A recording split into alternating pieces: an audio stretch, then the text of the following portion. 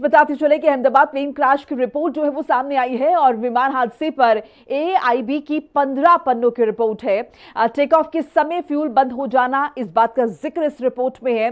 चूंकि हादसे की बड़ी वजह बताई जा रही है, दोनों इंजन में फ्यूल जाना बंद हो गया था, उसकी सप्लाई बंद हो गई थी, इस बात का जिक्र जो है वो रिपोर्ट में किया गया है। बहरहाल देखिए, दोनों इंजन के स्विच 1 सेकंड के लिए बंद हुए, ये रिपोर्ट में कहा गया है। टेक ऑफ के तुरंत बाद फ्यूल स्विच बंद हो गए हैं, ये रिपोर्ट में जिक्र इस बात का जो है वो किया गया है। तो यानी हादसे की बड़ी वजह जो है वो निकलकर सामने अहमदाबाद प्लेन क्रैश की जो रिपोर्ट है वो आ गई है।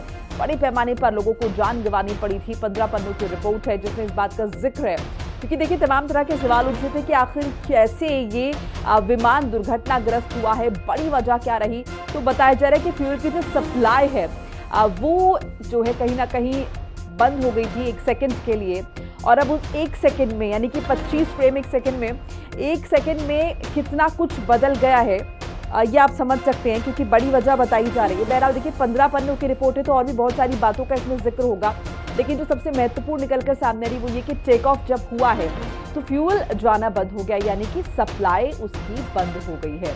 दोनों इंजन में फ्यूल जाना बंद हो गया था, इस बात का जिक्र है। 1 सेकंड के लिए दोनों इंजन के स्विच जो हैं वो ऑफ हो गए थे, यानी कि बंद हो गए थे। और टेक ऑफ के तुरंत बाद ये जो है गतिविधि हुई थी, ये डेवलपमेंट हुआ था, जो कि मुमकिन है कि विमान हादसे की बड़ी वजह ये बनी। बहरहाल ये भी देखना होगा कि रिपोर्ट में और किस किस बात का जिक्र जो है वो होता है।